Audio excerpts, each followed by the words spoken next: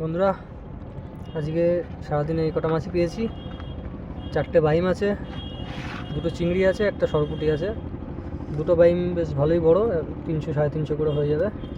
যেটা দেখতে পাচ্ছ ভালোই বড়। আর এটাও ভালোই বড়।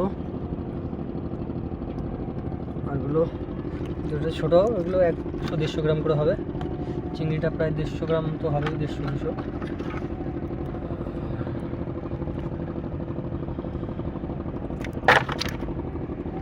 সরপুঁটিটাও প্রায় 50 গ্রাম হবে। ভালো বড় সরপুঁটি। একটা ছোটো চিংড়িটা দেখিয়ে দাও, ছোটো।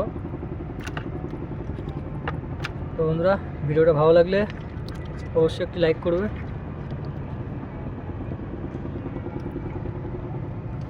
আর নতুন ভিডিও পেতে আমাদের চ্যানেলটিকে সাবস্ক্রাইব করবেন। সবাই ভালো থাকবেন, সুস্থ থাকবেন। দেখা হবে পরের ভিডিওতে।